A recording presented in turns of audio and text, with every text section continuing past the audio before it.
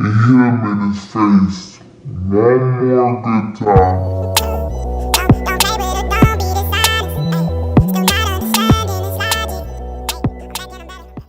What's up, Thedopelee gang?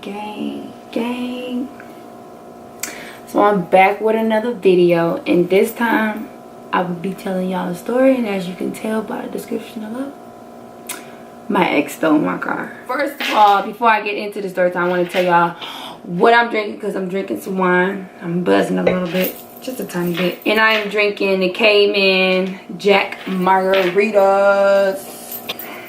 My friend Katie put me on this. It's good. Let's get into this video, because it's a video to tell. This was up at Western. Let me tell y'all. This was up at Western College. First of all, let me first drink my wine. This happened in year 2016. This is when I was dating somebody. I ain't gonna say names, but I was working at Myers, and my ex used to pick me up from work, and I never let him see my car, ever. Never let him see my car. And I decided, like, one time I was gonna let him see my car, and I did. But I got off of work at, I believe it was like 11:30. You used to get off late, 11:30 p.m. And he picked me up.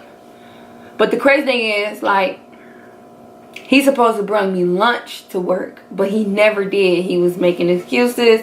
Yes, with my car. He picked me up, and this story is so funny. He picked me up. We went back to my crib, and he was begging me like, can I please use your car to hang with my friends, blah, blah, blah, blah. And I was so tired. I was like, you know what? I never let him see my car, so I'm going to let him see my car. Biggest mistake in my life. Now, I let him see my car. It was going on 1 o'clock, but it was like 12:30 when I let him see my car.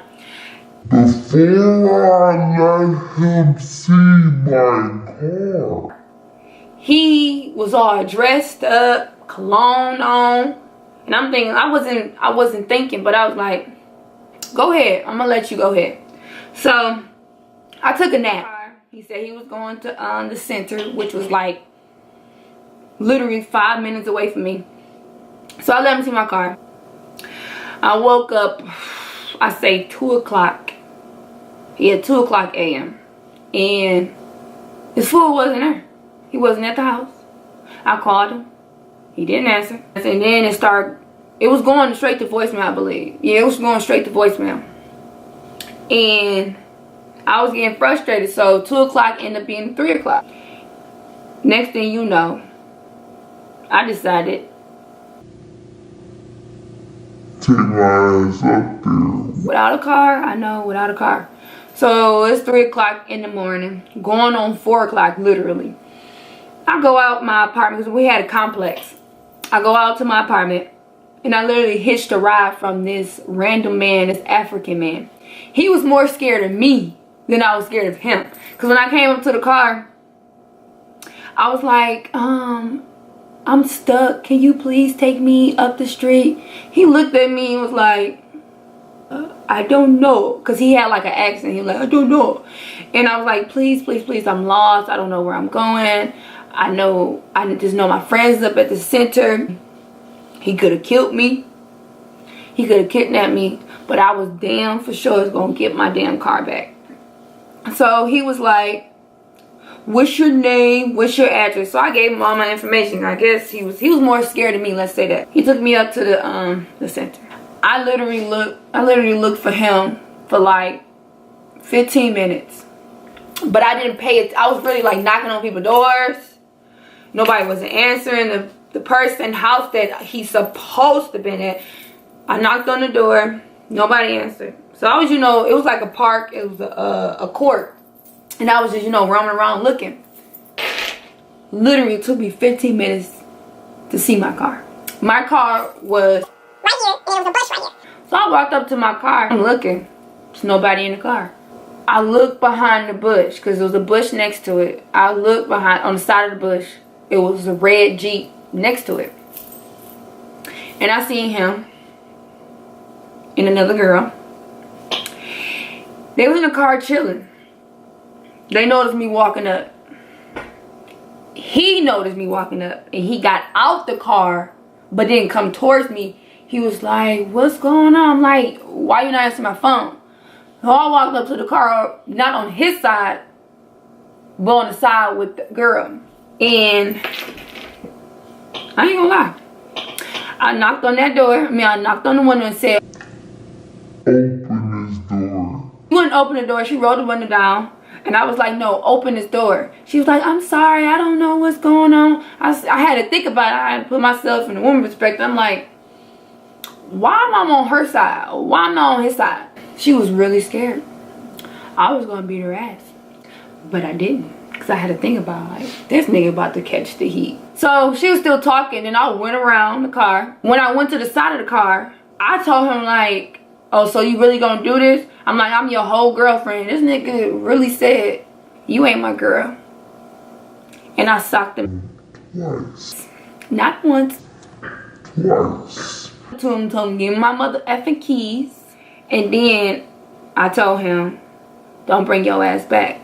And no, he did not follow me, which was a red flag.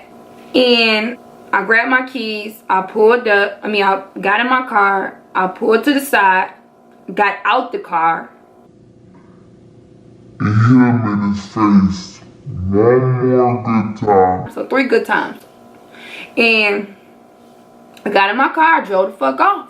Then I went to my house, packed his stuff. I didn't even go back to them. I went back to the center and went to where his homies lived. Put his clothes right in front of the porch. And next thing you know,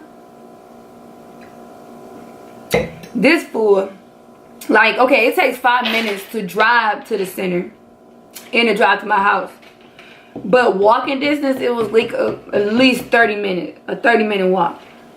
I highly doubt she dropped him off. If she did though, I don't know. It was like, ooh, 5 going on 6 o'clock in the morning. And I heard him banging on my window. First he was banging on my door. This is when I got home, put his stuff at his friend's house in front of the door, blocked them, all that. But like I was saying, so I was at the crib, and next thing you know, he's banging on my door, banging. I'm talking about banging loud to the point like I was gonna get kicked out. This is when I was on the phone with his best friend. I was on the phone with his best friend, telling her what went down and everything. So I didn't open the door. He banging on my window, talking about some, I'ma break your window, all nonsense, you know, crazy stuff.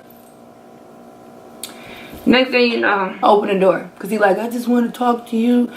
I open the door. When I say he got all of my face, took me in the, I was literally inside the tub, in the corner of the shower, with him disrespecting me all in my face, just saying, you ain't fucking leaving me, you ain't, it wasn't nothing, you know, just a whole bunch of stuff.